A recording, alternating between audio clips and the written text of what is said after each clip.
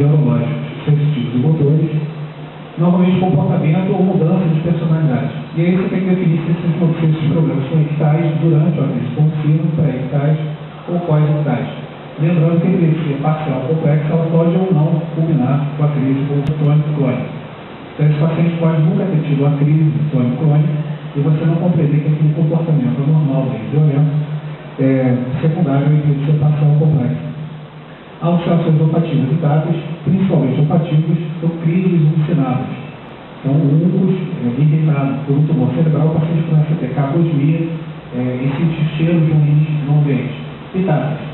Percebe que nada disso é comum em pacientes psiquiátricos. Então, esquizofrenia, o paciente raramente tem alucinação olfativa e, muito mais raramente, estática. Isso aí se apontaria para um tumor cerebral.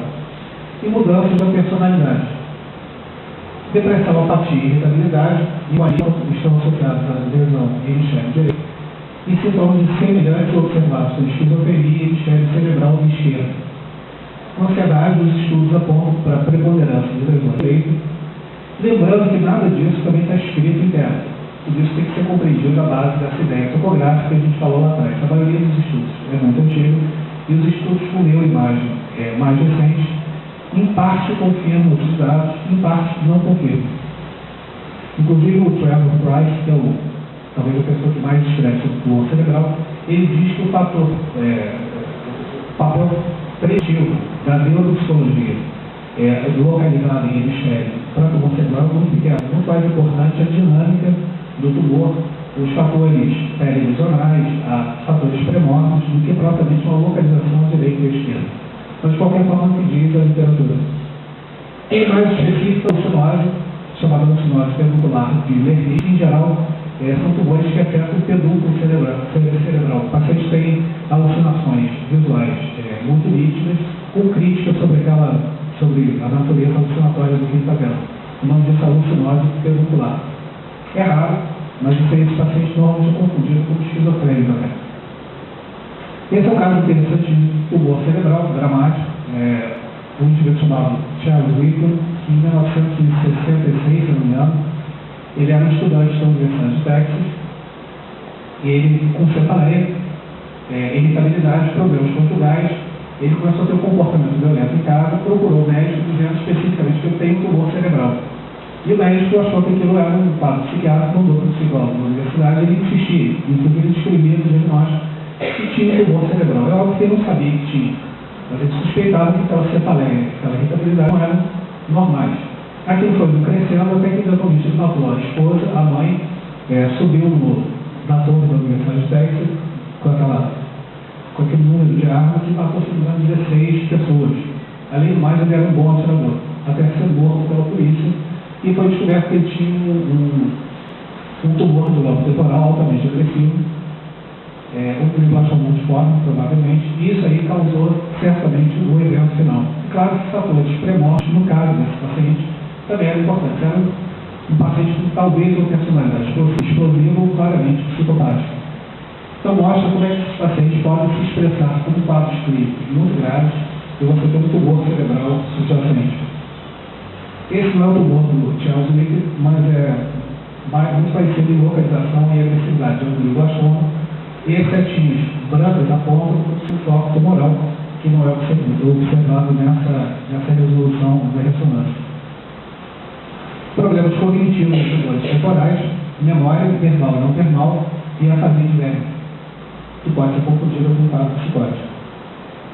Tumores encefálicos, esqueceu de hipotalâmico, em geral, criança, adolescente, adulto jovem, frequentemente associados a problemas psiquiátricos, aí você tem psicose, depressão, labilidade afetiva, mania, mutismo acinético, que pode ser confundido com catatonia, hiperfagia ou anorexia, hipersonia e hidrocefalia. Então são tumores de grande impacto na vida vegetativa do paciente. E isso a gente vê em alguns quadros psiquiátricos, e o psiquiatra pode se enganar no diagnóstico. Então sempre tem em mente que esses tumores têm grande expressão neuropsiquiátrica. Os problemas cognitivos são memória e padrão seria subcortical. Então o paciente vai ter uma demência de padrão subcortical, com explicação cognitiva mais do que perda de memória baseada em linguagem. Tumores de hipofisários, a maioria benigno, 10% são adenomas benignos, e a maioria cursa com problemas neurocomportamentais, por efeito direto do tumor ou indireto e neurológico, lembrando que os adenomas e oportunidades têm consequências endócrinas. E aí o que se observa nesses pacientes? Ansiedade, depressão, psicose e delírio, lembrando que são tumores que afetam a base do cérebro, estão muito perto do tronco cerebral, o delírio pode ser uma consequência. Com relação ao lobo parietal, problemas neuropsiquiátricos são pouco frequentes, 16% apenas. Quando aparecem, são afetivos, depressão é mais comum, podem ter características psicóticas, então o paciente pode ter síndrome de Godard, que é um delírio típico do paciente com depressão. Porém, os problemas cognitivos são muito mais importantes, são múltiplos, em geral são lateralizados, e aí, alguns dos problemas cognitivos que você tem. O paciente perde o discriminador dos pontos, perde a estereognosia, perde a grafestesia. Grafestesia você testa escrevendo uma letra do paciente. Normalmente a pessoa consegue identificar o que você escreveu. O paciente com tumor temporal, parietal, perde a capacidade de grafestesia.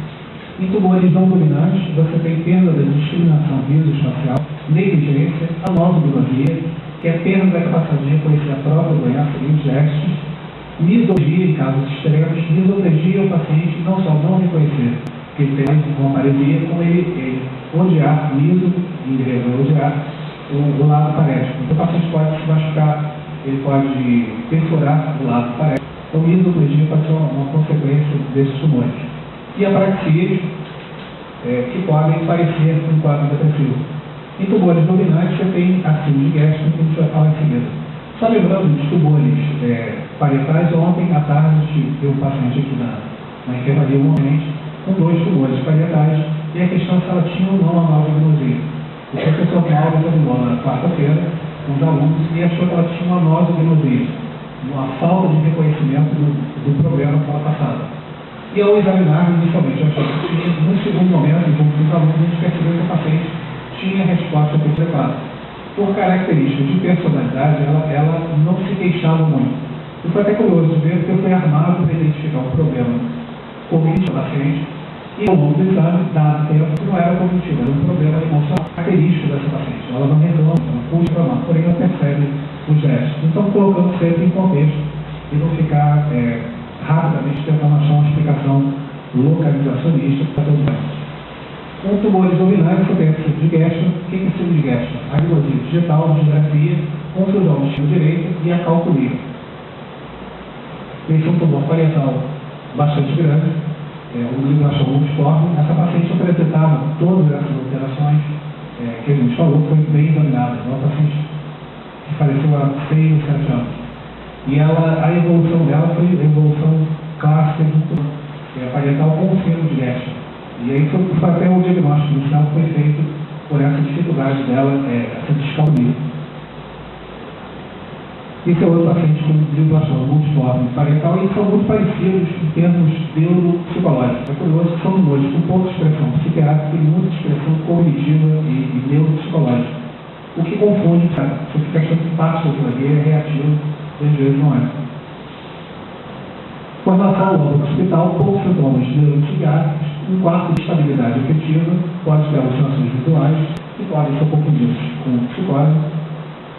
Os problemas cognitivos são mais comuns em anorexia, agnosia visual e prosopagnosia, que é dificuldade ou incapacidade de reconhecer faces. Isso aí pode ser tido pelo psiquiatra como então, ou com o início de uma doença de Alzheimer, que também afeta a saúde. Tumores do corpo caloso são raros, se forem anteriores, você tem catatonia, depressão, psicose e grandes mudanças de personalidade.